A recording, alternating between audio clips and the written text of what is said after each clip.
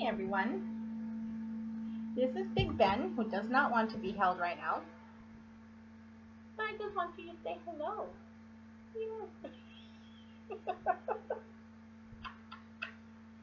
So, this video is going to be on how to deal with events or situations in your life that had a very significant impact, um, that you can't just, pretend like it didn't happen or move forward. This is really how to heal and to process and move on from those situations. Um, Usually I have notes, but I think that I'm going to go, you know, just off topic regardless whether I have notes or not, especially dealing with this kind of topic. So I want you all, this is just a disclaimer, bear with me, because this could turn out to be one crazy ride. So I'm going to try to keep this as short as possible though. So for people, uh, there are people out there, and they grew up and they had really pretty negative experiences growing up, pretty toxic relationships at a very young age. So there's no healthy mechanism that it's a learning process to realize what's healthy and what's not. And usually we do not come into that understanding until we are well into our 30s, approaching 40. This was the case for me, and this is the case for a couple of people that I know. So, just for instance, there are some people who have pretty bad childhood, and they really had nobody there to teach them what's healthy, what's not. And when I say healthy, I don't mean eating kale instead of potato chips. I don't mean that. I mean like really like understanding relationships. What's a healthy relationship that what kind of social situation should you find yourself in? What kind of behavior should you tolerate? Um, Things like this, like things that are taught to us by our parents, and by the situations that we find ourselves in when we're young. Some people don't have those learning experiences, so they don't learn until they're, you know, matured and well into their 30s. So here's the thing, dealing with these toxic relationships can be boyfriends, girlfriends, wives, husbands, mothers, fathers, aunts, uncles, whoever it is, sisters, brothers, it doesn't matter who it is. The thing is that when we're dealt with a hand in life that is pretty toxic and pretty negative, and it kind of sits with us, and we can't find the place within ourselves to kind of let go, then we have to really evaluate why. Why can't we let go? And you know what usually the answer is to that? We feel that it's not finished. We feel like we never got the answer we need, or we never got that closure because the person never acknowledged what they did was wrong.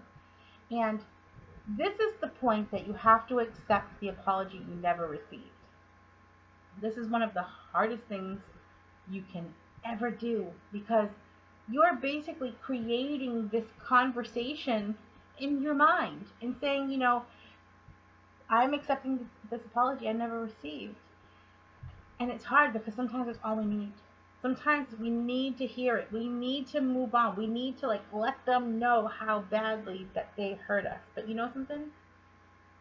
Telling them how badly they hurt us, telling them how badly they screwed us in the mind and in our heart and in our soul, it's not going to help us. It won't help us. It's only going to set us back. And even though this is what you feel like you need, you don't need this. And it's so crazy to explain how this works.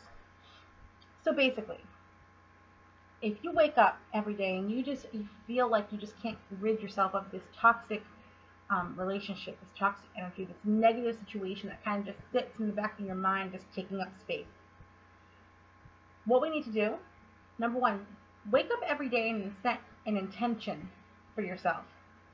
Absolutely wake up every day and say, you know what, today's going to be a good day. Speak affirmations every day. And the way affirmations work is you have to be repetitive. So you're going to say the same affirmation. It could be up to 10, 20 times. And like, let's say, all right, I'm going to wake up tomorrow morning and I'm going to say, today's going to be a great day.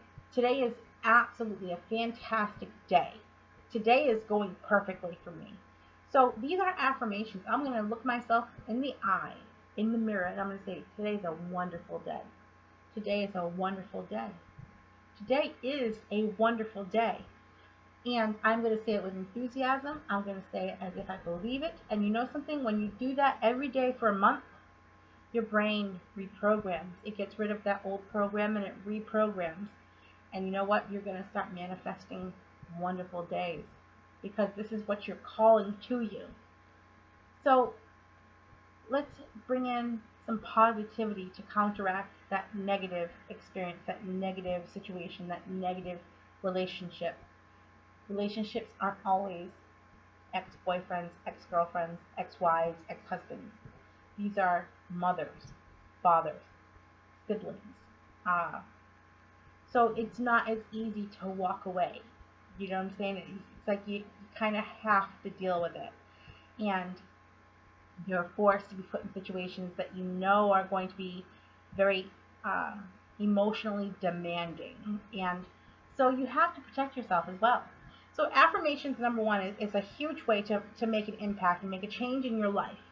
Number one, set an intention to your day, which is the same thing as affirmations, but be firm with yourself. Today is going to be an amazing day, and wonderful things are going to come to me. You have to truly be in this mindset to receive. Don't doubt it. Don't undermine your own thoughts by saying, I'm not gonna have. I never have good days. So it's like you're trying to receive, but you're taking away your own blessings by undermining your own thoughts. So wake up every day with positivity, affirmations, set an intention, accept that apology you never received. Number one, meditation. Meditation is the most wonderful way to get connected with yourself, to really come to an understanding with your higher self and start letting your higher self see things. Instead of looking with these eyes, see with this eye. And that is so huge when you can start to view the world and view relationships and view people from a deeper understanding and a deeper knowledge and a deeper wisdom. Things really start to make sense on why you needed to experience those things to become the person you are today. So it's not so much about letting go as it is coming to the understanding that you needed to be there in that time, as horrible as it may have seemed. It had nothing to do with you. It had everything to do with the other person and what happened to you. But you are the person that you are today because of that.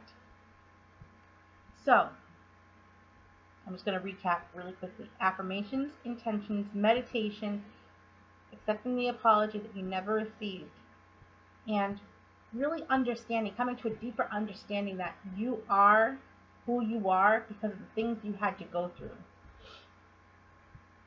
Releasing is not an easy thing. And I want to be very clear when I say this, that letting go is different than releasing. And I'll explain why. This is just my take on it. I think that when you let go, you're kind of just forgetting about it. You're letting it go, like, okay, well, I'm done thinking about this, and I think you get to a point where you just want to forget about it. But releasing is something that you have processed, and something that you have come to an understanding, and something that you have accepted. And only when you have gone through this process of understanding it and accepting it and really overcoming that negative or toxic situation can you actually release it, gently release it, and say, you have served your purpose and you no longer need to be here. And this is where your power to overcome this situation comes from, is really understanding why. Because, I mean, really, we can't ever put ourselves in the position of someone else and say, well, why did they treat me this way? Why, were they horrible to me? Why did this person do this to me? Why did they not love me? Why did they, you could ask yourself why all day, every day, and you're never going to get an answer. But you know what you can ask yourself? How can I apply my pain as a lesson to my life to make my life better? And I think this is really where your power lies, because then you're going to say, well, I know that I will never allow someone to treat me like that again. That's power number one. Not allowing yourself to be manipulated, not allowing yourself to be used, not allowing yourself to be hurt. So really standing in your own power and saying, that's never going to happen again. Number two, in the process of all of this toxic situations, when you finally do come to the understanding of who you are, really coming into yourself and falling in love with yourself. And sometimes this doesn't happen for a long time for some people, and that's okay, because it's all part of the process of learning who we are and how these experiences mold us as a human being. And even though these situations might be horrible and they might be, significant in our lives, they served a purpose. And this is what I'm saying about accepting it. Don't just try to get rid of it, because, honestly, this is not what it's supposed to. If we try to get rid of it, then it's not serving its purpose, and it's going to keep revisiting. It's going to come in different forms until we get it. So if we haven't learned who we are and what we stand for from that toxic relationship with my mother, not my mother per se, but I'm saying, like speaking from the perspective of another person, if you're not understanding why you had a toxic relationship with your mother, your father, your brother, sister, guess what? You're going to continue to have toxic relationships with lovers, partners, wives, husbands, whatever, until you get it, until you have that epiphany of what your purpose is and what you're supposed to learn from that situation. So it's never about letting go. It's about releasing. You want to gently release that experience and taking all of the knowledge and power from it while releasing the stuff that does not serve you. So wake up every day and be grateful, even if, it's not under the best circumstances. A lot of times we look at our lives from the point of the things that we don't have. We completely miss all of the blessings that we do have. Like, look around you. Do you have a roof over your head? Like me, I am extremely blessed. And, I have a loving husband. I have children. I'm able to have my animals. I have a room that is my sanctuary. Like, I know it may not look like much to some people, but this room is my sanctuary. Absolutely. I have, I'm going to just turn you around here. I have a whole Wiccan library. Right here I have any decorations that I want. I have my own paintings on the wall. Let me go, which way am I going here? That painting is not mine. I did not do that painting. But the painting behind me I did. And this painting over here I did. And I'm able to have my room. I'm going to turn you around again. I'm going to turn you this way. I have my altar in my bedroom. So this is my sacred space. Trying to turn you back. I live a blessed life, and my idea of blessed may not be the same as someone else's, but you know something? My happiness is being with who I am and living and just looking around and saying, I have wonderful things in my life and I truly am blessed. And people miss these blessings because they're so focused on horrible things. You have to accept those for what they are, as lessons, and they're really forcing you to grow as a human being. And then once that has served its purpose, the human part of us holds on to it. We hold on to that pain, we hold on to that hurt, we hold on to that betrayal, we hold on to that toxic energy, we hold on to that negativity. But the higher version of ourselves saying, let it go. It no longer serves you. And this is why we constantly have this battle within ourselves. So, excuse me.